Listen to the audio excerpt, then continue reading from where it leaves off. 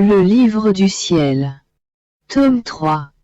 Quand l'âme a beaucoup grandi en légèreté, elle est capable d'entrer par la porte étroite de mon cœur, pour vivre en moi de ma vie même.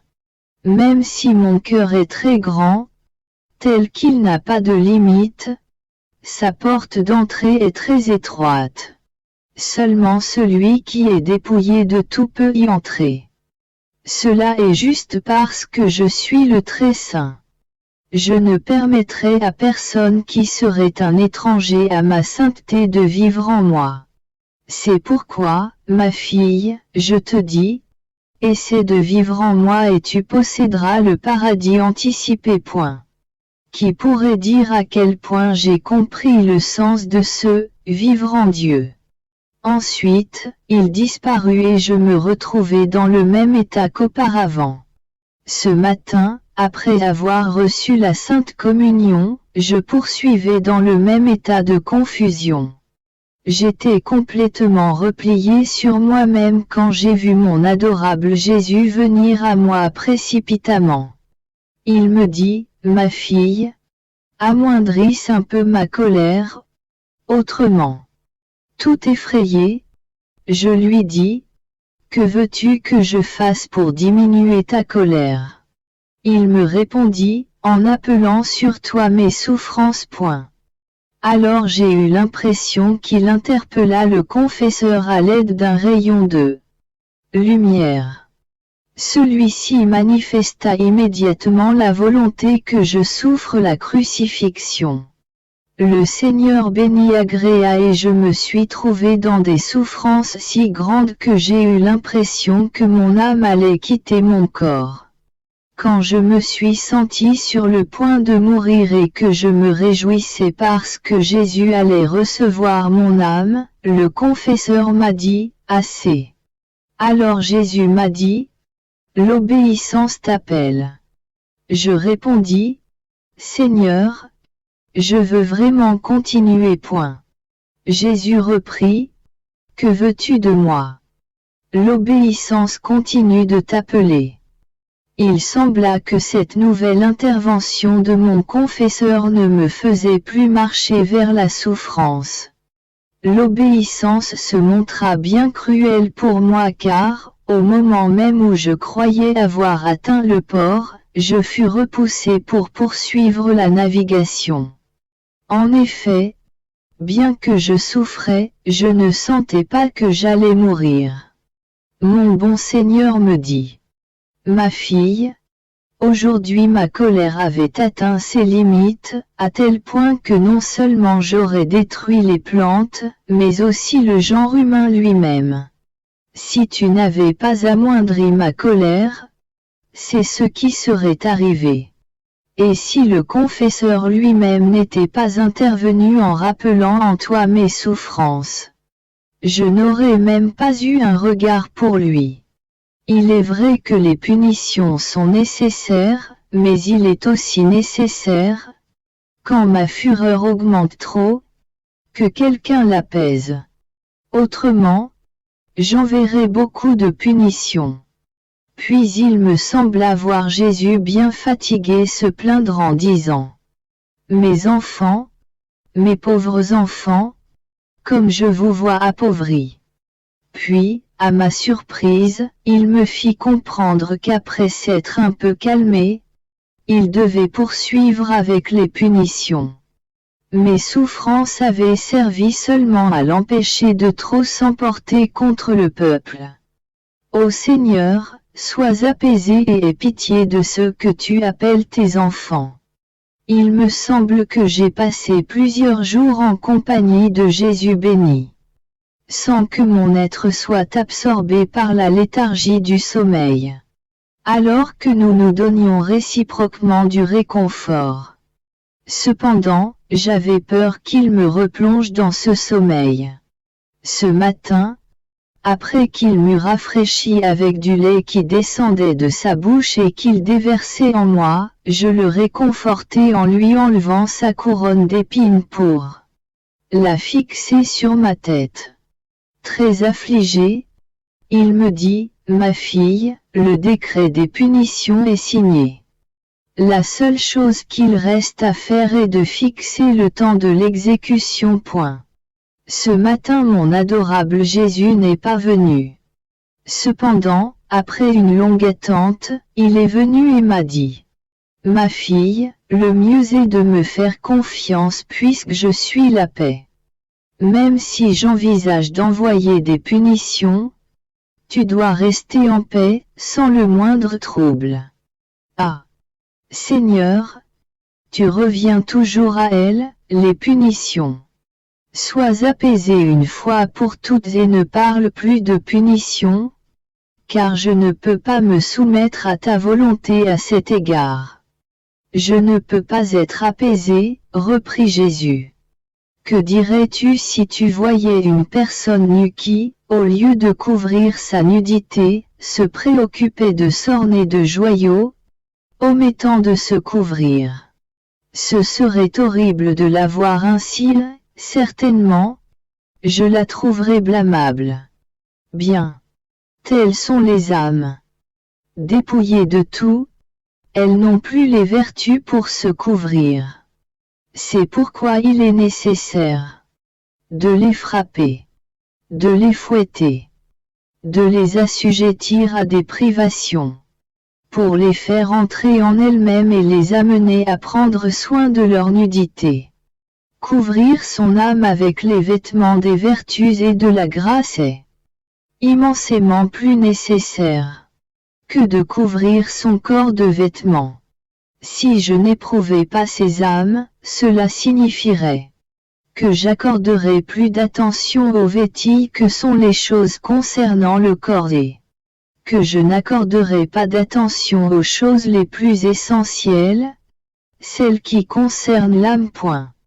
Ensuite, il sembla tenir une petite corde dans ses mains avec laquelle il attacha mon cou. Il attacha aussi sa volonté à cette corde. Il fit de même pour mon cœur et mes mains. Ainsi, il sembla qu'il m'attachait tout entière à sa volonté. Puis il disparut. Après avoir reçu la Sainte Communion, je n'ai pas vu Jésus béni comme à l'accoutumée.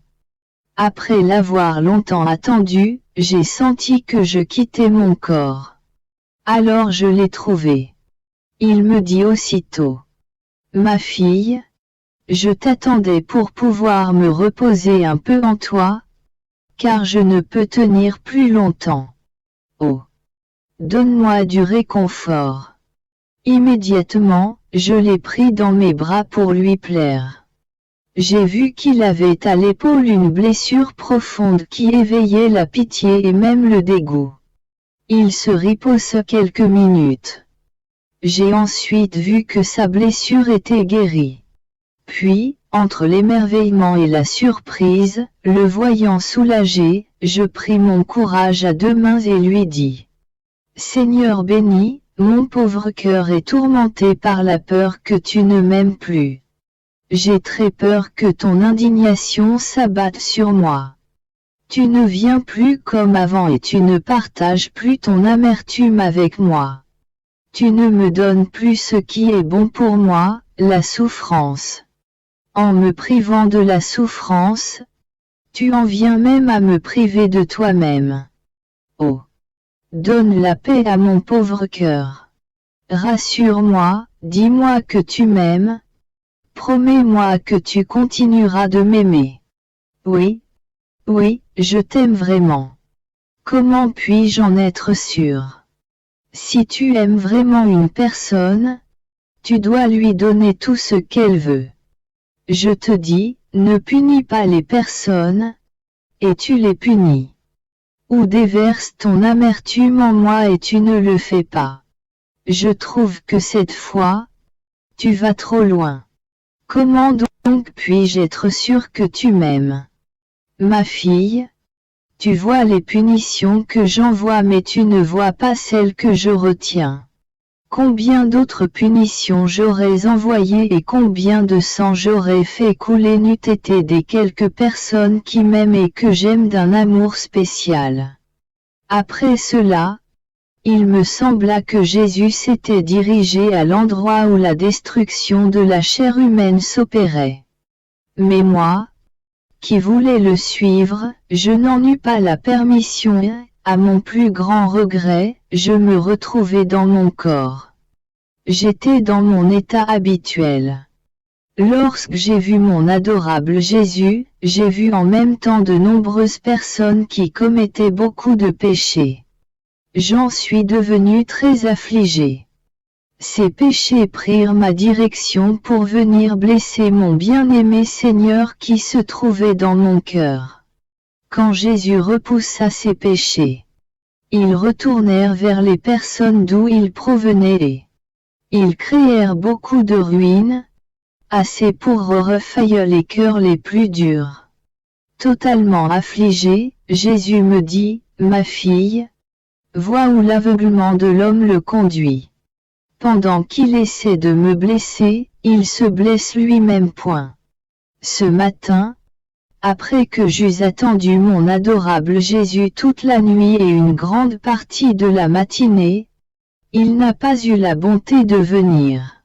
Fatigué de l'attendre et dans un moment d'impatience, j'ai entrepris de quitter mon état habituel tout en pensant que ce n'était pas là la volonté de Dieu. Pendant que j'essayais de sortir de mon corps, mon tendre Jésus, se laissant à peine voir, entra dans mon cœur et me regarda en silence. Dans l'impatience qui m'habitait, je lui dis, « Mon bon Jésus, pourquoi es-tu si cruel? Peut-on se montrer plus cruel qu'en laissant une âme à la merci du cruel tyran de l'amour qui la maintient en agonie constante? Oh! Tu as changé, de l'amant que tu étais, tu es devenu un tyran. » Pendant que je disais cela, j'ai vu devant moi beaucoup de personnes mutilées. J'ai dit, « Oh! Seigneur! Que de chair humaine mutilée! Que d'amertume et de souffrance! Oh! N'y aurait-il pas moins de souffrance si j'avais satisfait pour ces personnes dans mon propre corps? N'est-ce pas un moindre mal de faire souffrir une seule personne au lieu de tant de pauvres gens? » Pendant que je disais cela, Jésus continua de me regarder fermement. Je ne peux dire s'il était content ou mécontent. Il me dit. Et pourtant, ce n'est que le commencement du jeu. Ce n'est rien comparé à ce qui vient. Puis il disparut, me laissant dans une mer d'amertume. Après avoir passé un jour absorbé par le sommeil au point que je ne me comprenais plus et après avoir reçu la Sainte Communion, j'ai senti que je sortais de mon corps. N'ayant pas trouvé mon seul et unique bien, j'ai commencé à errer comme dans le délire. Pendant que je le faisais, j'ai senti une personne dans mes bras. Elle était si complètement recouverte que je ne pouvais pas voir qui elle était. Incapable de résister, je déchirai la couverture et j'ai vu mon tout si ardemment et longuement désiré. En le voyant, je commençai à me répandre en plaintes et en diverses idioties. Mais, pour diminuer mon impatience et mon délire, Jésus baisa la misérable créature que je suis. Ce baiser divin ramena en moi la paix. Il réduisit mon impatience au point que je ne savais plus quoi dire. Oubliant toutes mes misères, je me suis alors souvenu des pauvres créatures et j'ai dit à Jésus. Sois apaisé, ô doux Seigneur. Épargne ces personnes de si cruelle destruction. Allons ensemble dans ces régions où ces choses arrivent pour que nous puissions encourager et consoler tous ces chrétiens dans un si triste état. Ma fille, me répondit Jésus, je ne veux pas t'amener car ton cœur ne supporterait pas la vue d'un tel carnage. Ah! Seigneur! Comment peux-tu permettre cela? Il est absolument nécessaire que je nettoie ces régions. Parce que, dans ces champs où j'ai semé Il a poussé beaucoup de mauvaises herbes et d'épines qui sont devenues des arbres. Et ces arbres épineux ne font qu'attirer des eaux empoisonnées et pestiférées dans ces lieux. Si quelques épis sont demeurés intacts, ils ne reçoivent que piqûres et puanteurs. De telle sorte qu'aucun autre épi ne peut fleurir. Ces épis ne peuvent fleurir parce que, premièrement, le sol est recouvert de toute espèce de mauvaises plantes et, deuxièmement, ils reçoivent de continuelles piqûres qui ne leur laissent aucune paix. D'où le besoin de destruction pour révéler toutes les mauvaises plantes et aussi le besoin de sang versé pour purifier ces champs de leurs eaux empoisonnées. Pour cette raison, je n'ai pas voulu t'amener. Le nettoyage est nécessaire. Pas seulement aux endroits où j'ai déjà envoyé des punitions, mais aussi dans tous les autres endroits à point. Qui pourrait décrire la consternation de mon cœur en entendant ces paroles de Jésus. J'ai néanmoins insisté pour aller voir ces champs. Mais, ne faisant pas attention à moi, Jésus disparut. En essayant de le retrouver, j'ai rencontré mon ange gardien et quelques âmes du purgatoire qui me firent rebrousser chemin. Ce qui me força à réintégrer mon corps. Ce matin, mon adorable Jésus vint et me fit voir une machine dans laquelle il semblait que beaucoup de membres humains étaient écrasés. Nous étions là comme deux témoins des terrifiants châtiments à venir. Qui pourrait dire la consternation de mon cœur à cette vue? Me voyant si consterné, Jésus béni me dit: Ma fille, éloignons-nous de ce qui nous afflige tant et réconfortons-nous en jouant un peu ensemble. Qui pourrait dire ce qui se produisit alors entre Jésus et moi? Les marques d'amour exquises, les ruses, les doux baisers, les caresses que nous nous donnions l'un à l'autre. Mon Jésus bien-aimé me surpassa dans ce jeu. Car, de mon côté, je défaillais, ne pouvant contenir tout ce qu'il me donnait. Je lui ai dit, mon bien-aimé, assez, assez. Je n'en peux plus. Je défaille. Mon pauvre cœur n'est pas assez grand pour t'en recevoir. C'est assez pour le moment. Voulant me réprimander pour mes paroles de l'autre jour, il me dit avec amabilité: Fais-moi entendre tes plaintes, dis-moi, suis-je cruel? Mon amour pour toi s'est-il changé en cruauté? Rougissante, je lui dis: Non, mon Seigneur, tu n'es pas cruel quand tu viens. Mais quand tu ne viens pas, c'est alors que tu es cruel. Souriant, il répondit: Tu continues de dire que je suis cruel quand je ne viens pas. Non, non, il ne peut pas y avoir de cruauté en moi. Tout est amour en moi.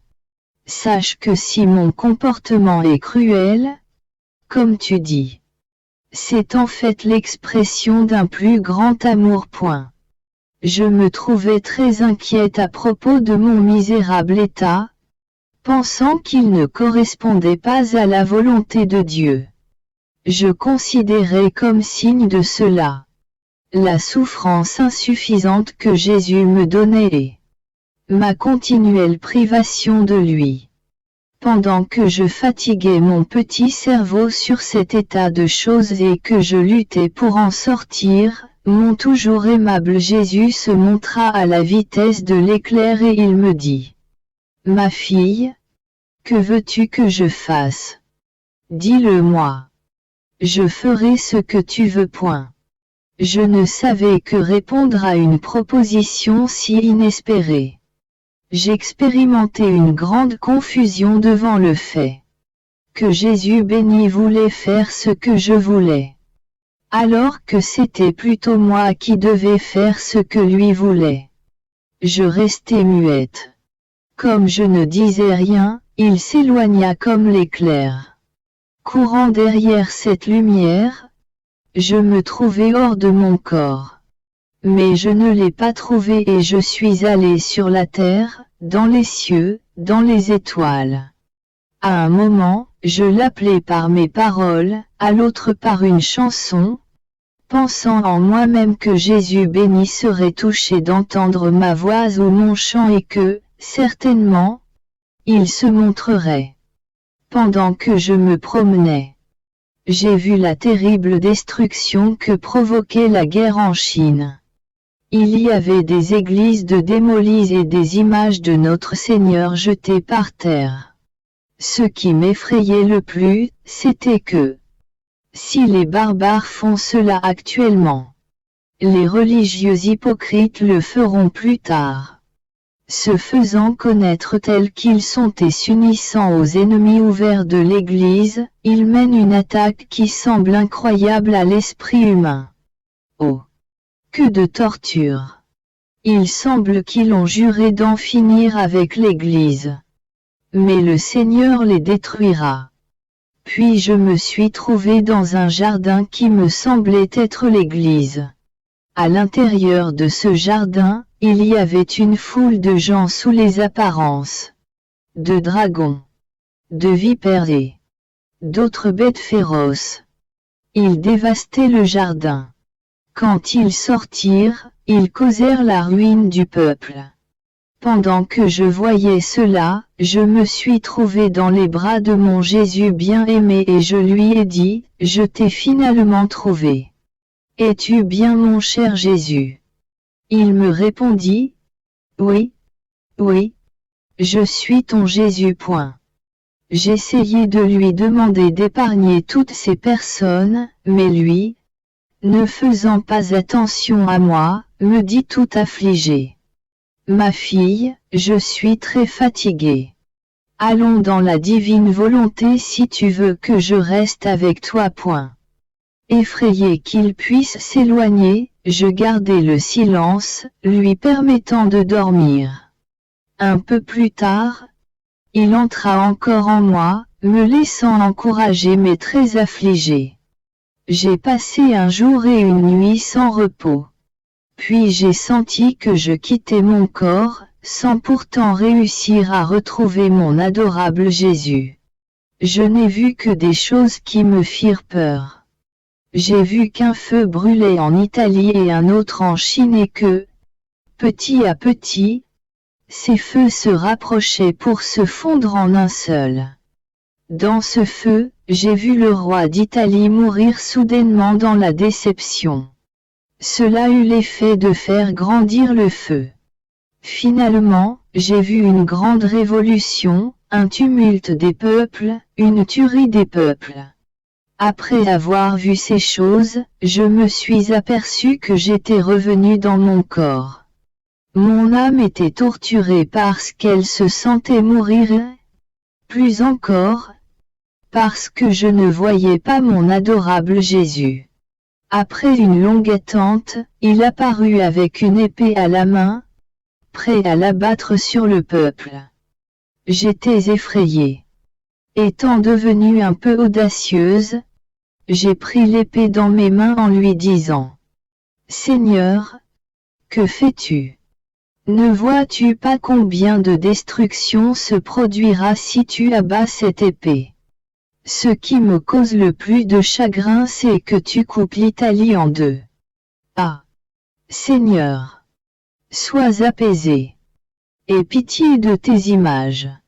Si tu dis que tu m'aimes, épargne-moi cette douleur si amère. » Pendant que je disais cela, avec toute la force que je pouvais rassembler, je retenais l'épée. Jésus, soupirant et tout affligé, me dit, « Ma fille, laisse-la tomber sur le peuple car je ne peux plus la porter. » Mais moi, la serrant plus fortement, je lui dis, « Je ne peux pas la laisser aller. Je n'ai pas le courage de faire cela. » Jésus reprit, « Ne t'ai-je pas dit bien des fois que je suis forcé de ne te laisser rien voir, puisqu'alors je ne suis pas libre de faire ce que je veux. Pendant qu'il disait cela, il baissa le bras qui avait tenu l'épée et commença à calmer sa fureur. Après quelque temps, il disparut et je fus laissé avec ma peur. Puis, sans me laisser rien voir, il me retira l'épée et l'abattit sur le peuple. Oh Dieu! Quel brisement de cœur à seulement me souvenir de cela! Mon adorable Jésus continuait de ne venir que rarement et seulement pour peu de temps. Ce matin, je me suis senti totalement anéanti et je n'ai presque pas osé me mettre à la recherche de mon plus grand bien. Mais lui, toujours aimable, vint, voulant infuser la confiance en moi, me dit: Ma fille, devant ma majesté et ma pureté, celui qui peut me faire face n'existe pas. Tous sont nécessairement effrayés et frappés par le rayonnement de ma sainteté. L'homme voudrait presque s'enfuir de moi, parce que sa misère est si grande, parce qu'il n'a pas le courage de rester debout en présence de Dieu. Cependant, en faisant appel à ma miséricorde, j'ai assumé une humanité qui a partiellement voilé la lumière de ma divinité. Ce fut là un moyen d'inspirer confiance et courage à l'homme afin qu'il vienne à moi. Il a la possibilité de se purifier, de se sanctifier, de se diviniser à travers mon humanité déifiée. Ainsi, tu dois toujours te tenir devant mon humanité, la considérant comme un miroir dans lequel tu laves tous tes péchés. Un miroir dans lequel tu acquiers la beauté. Petit à petit, tu t'orneras de ma ressemblance. C'est la propriété du miroir physique, de laisser apparaître l'image de celui qui se pose devant lui. Le divin miroir fait beaucoup plus, mon humanité est pour l'homme comme un miroir lui permettant de voir ma divinité. Toutes les bonnes choses viennent à l'homme par mon humanité. Point. Pendant qu'il disait cela, il infusa une telle confiance en moi que la pensée me vint de lui parler des punitions.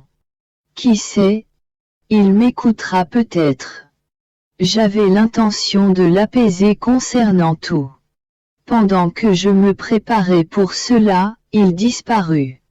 Mon âme, courant après lui, se trouva hors de mon corps.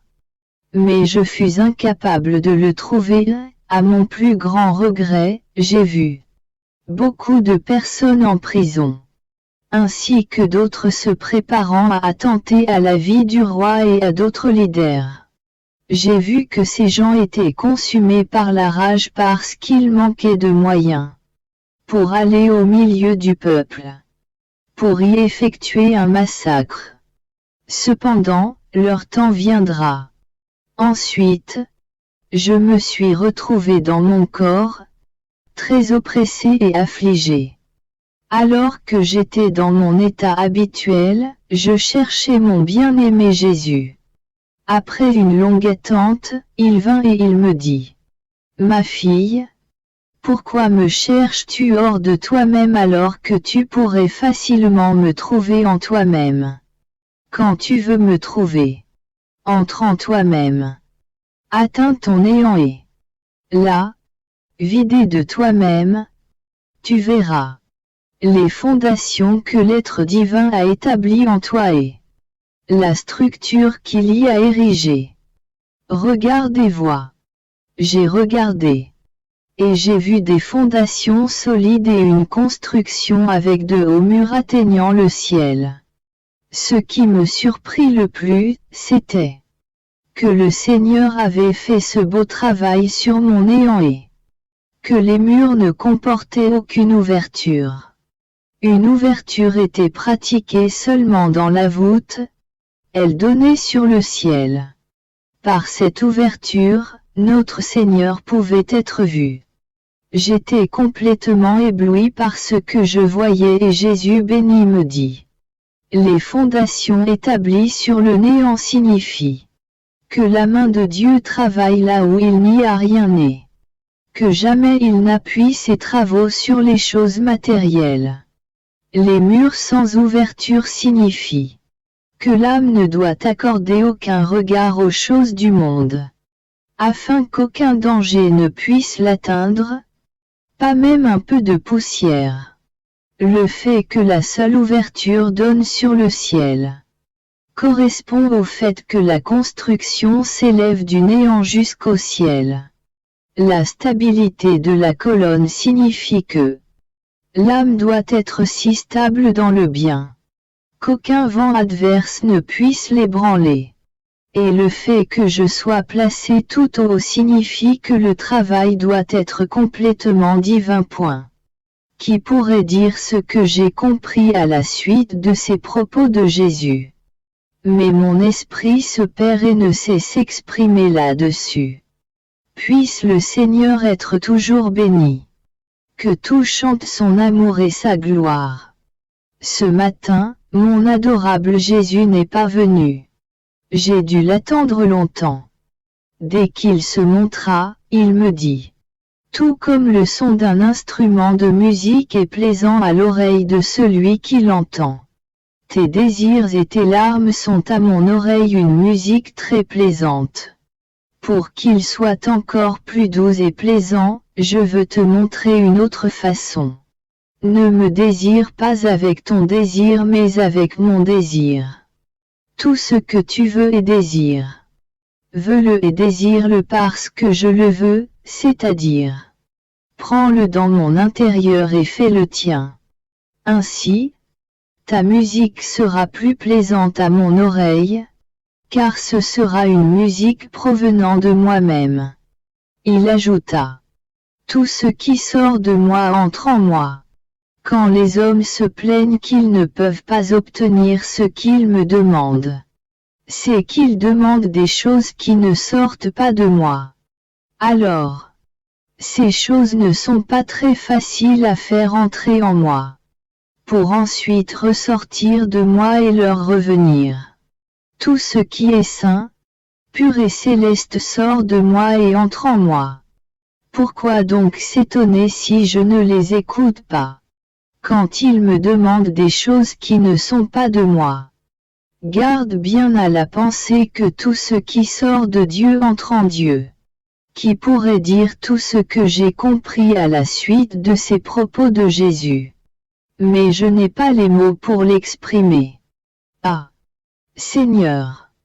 Donne-moi la grâce de demander tout ce qui est saint et qui est selon ton désir et ta volonté.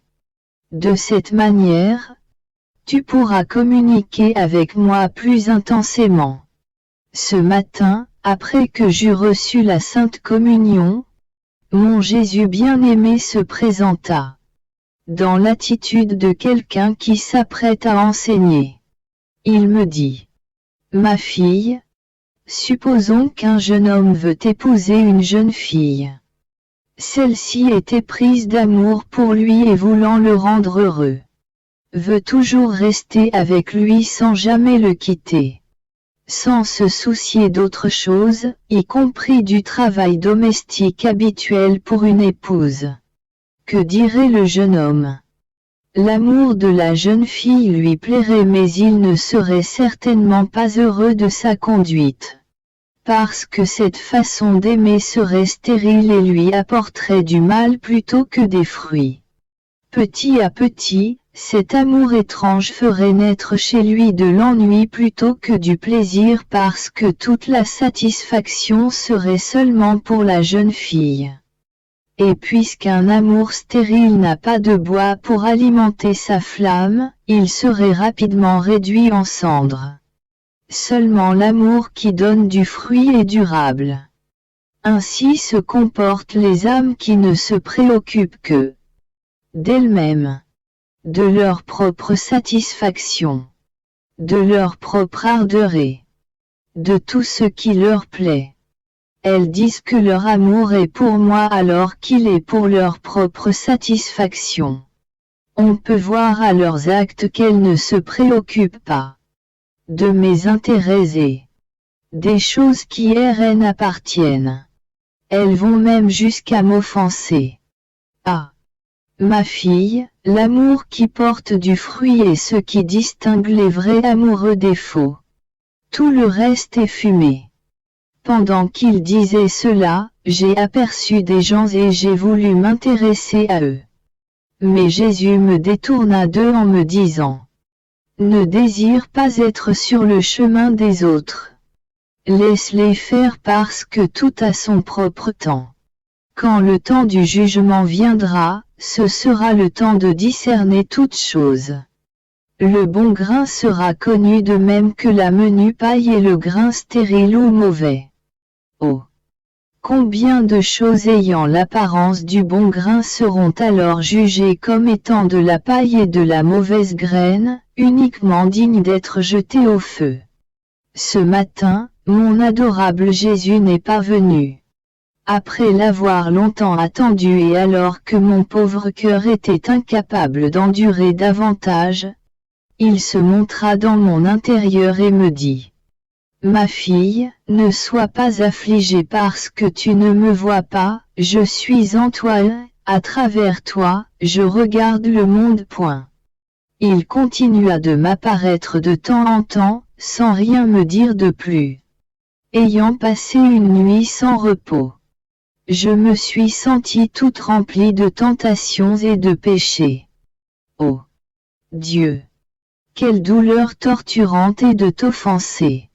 Je faisais tout ce que je pouvais pour être en Dieu, pour me résigner à sa sainte volonté, pour lui offrir cet état pénible par amour pour lui. Je n'ai pas fait attention à l'ennemi, en montrant la plus grande indifférence envers lui, dans le but de ne pas le provoquer à me tenter davantage. Mais sans grand succès. Je n'ai même pas osé désirer mon Jésus bien-aimé. Je me voyais trop laid et misérable. Mais lui, toujours bon pour la pécheresse que je suis, et sans que je l'aie demandé, il vint comme s'il avait pitié de moi. Il me dit: ma fille, courage. N'aie pas peur. Sais-tu que certains cours d'eau impétueux et froids sont plus puissants à nettoyer les plus petites taches que le feu lui-même? Tout va bien pour qui m'aime vraiment. Ayant dit cela, il disparut. Il me laissa encourager mes faibles comme si j'avais souffert de la fièvre. J'ai vécu plusieurs jours d'amertume et de privation. Au plus, je l'ai vu quelquefois comme une ombre. Ce matin, non seulement j'étais au sommet de mon amertume, mais j'avais perdu l'espérance de le revoir encore. Après avoir reçu la Sainte Communion, il me sembla que le confesseur voulait que la crucifixion soit renouvelée en moi. Alors, dans le but de me faire obéir, Jésus béni m'apparut et partagea ses souffrances avec moi. À ce moment, j'ai vu la Reine Mère qui, me prenant, m'offrit à lui pour l'apaiser. Ayant regardé sa mère, Jésus accepta l'offrande et il sembla qu'il fût un peu apaisé. Ensuite, la Reine Mère me dit: veux-tu venir dans le purgatoire et soulager le roi de l'horrible souffrance dans laquelle il se trouve? Probablement Umberto de Savola, assassiné à Monza le 29 juillet 1900. Je lui répondis: ma mère, comme tu le désires. En un instant, elle me prit et me transporta à un endroit de tourments atroces où les personnes souffraient et mouraient continuellement. Il y avait là cet homme misérable qui passait d'un tourment à l'autre. Il semblait devoir subir autant de morts qu'il y avait eu d'âmes de perdues par sa faute. Après que j'eus subi plusieurs de ces tortures, il fut un peu soulagé.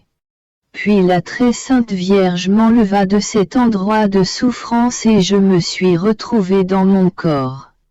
Me trouvant dans mon état habituel et ne voyant pas mon adorable Jésus, j'étais très affligée et un peu inquiète. Après l'avoir attendu longtemps, il vint. voyant que le sang coulait de ses mains, je lui demandai de verser le sang de sa main gauche en faveur des pécheurs qui devaient mourir et qui étaient en danger d'être perdus, et le sang de sa main droite en faveur des âmes du purgatoire. M'écoutant avec bonté, il fut ému. Il versa son sang sur une région et ensuite sur une autre. Après il me dit: Ma fille, à l'intérieur des âmes il ne doit pas y avoir de trouble. Si le trouble entre dans une âme, il provient d'elle-même. L'âme porte en elle beaucoup de choses qui ne sont pas de Dieu et qui lui sont préjudiciables. Cela finit par l'affaiblir et par affaiblir la grâce en elle. Qui pourrait dire combien j'ai compris clairement le sens de ces paroles de Jésus. Ah! Seigneur! Donne-moi la grâce de profiter de tes saints enseignements. Autrement, tes enseignements seront pour ma condamnation. Puisqu'il continuait à ne pas venir, je lui dis: Mon bon Jésus, ne me fais pas attendre si longtemps. Ce matin, je n'ai pas le goût de te chercher jusqu'à ce que je sois lasse. Viens tout de suite, vite, vite, sans faire d'histoire.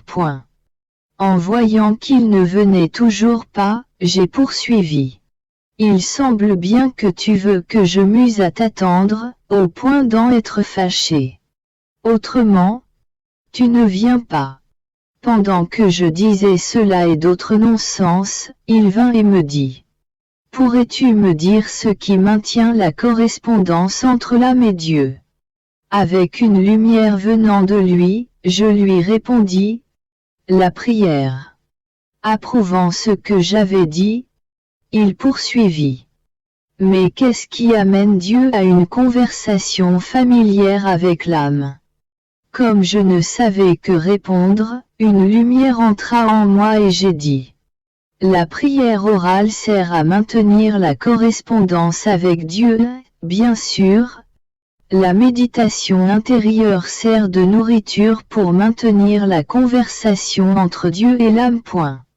Content de ma réponse, il reprit: Me diras-tu ce qui peut briser la colère amoureuse qui peut s'élever entre Dieu et l'âme? Comme je ne répondais rien, elle poursuivit: Ma fille, l'obéissance seule a ce pouvoir. Parce qu'elle seule décide de toutes les choses concernant l'âme et moi. Quand une querelle s'élève ou même quand on se fâche assez pour blesser, alors l'obéissance intervient, arrange les choses et restaure la paix entre Dieu et l'âme. Je lui dis: Oh Seigneur! Souvent il me semble que même l'obéissance ne veut pas prendre intérêt à ces choses et que la pauvre âme est forcée de rester dans l'état de dispute. Jésus poursuivit: Elle fait ainsi pendant un certain temps parce qu'elle veut s'amuser à ces querelles amoureuses, mais, ensuite, elle assume son devoir et elle pacifie tout. Ainsi l'obéissance établit la paix entre l'âme et Dieu. Après la communion, mon adorable Jésus me transporta hors de mon corps en se montrant extrêmement affligé et triste. Je le priai de verser son amertume en moi. Il ne m'écouta pas mais, après que j'eus beaucoup insisté, il la déversa avec joie. Ensuite, après qu'il en eut versé un peu, je lui ai dit: Seigneur, ne te sens-tu pas mieux maintenant? Oui, mais ce que j'ai déversé en toi n'est pas ce qui me donne tant de souffrance. Il s'agit d'une nourriture fade et infectée qui ne me laisse pas de repos. Versant un peu en moi pour que tu sois réconforté. Je ne peux pas la digérer et l'endurer. Comment le pourrais-tu, toi? Je sais que ma faiblesse est extrême mais tu me donneras la force. Ainsi, je réussirai à la retenir en moi. J'ai compris que la nourriture infectée avait trait aux actes d'impureté et que la nourriture fade avait trait aux bonnes actions faites avec négligence, sans soin, et qui sont plutôt un ennui et un fardeau pour notre Seigneur. Il dédaigne presque de les accepter. Incapable de les endurer, il veut plutôt les cracher de sa bouche. Qui sait combien des miens agissent ainsi? Forcé par moi, il me servit un peu de cette nourriture. Comme il avait raison. L'amertume est plus indurable que la nourriture fade et celle qui est infectée. Si ce n'avait été de mon amour pour lui, je ne l'aurais jamais accepté. Après cela, Jésus béni mit son bras derrière mon cou. Penchant sa tête sur mon épaule, il prit une posture comme pour se reposer. Pendant qu'il dormait, je me suis trouvé dans un lieu où il y avait beaucoup de chemins entrecroisés. Plus bas, c'était le gouffre. Effrayé d'y tomber, je le réveillai pour lui demander son aide. Il me dit: « N'aie pas peur, c'est le sentier que chacun doit fouler.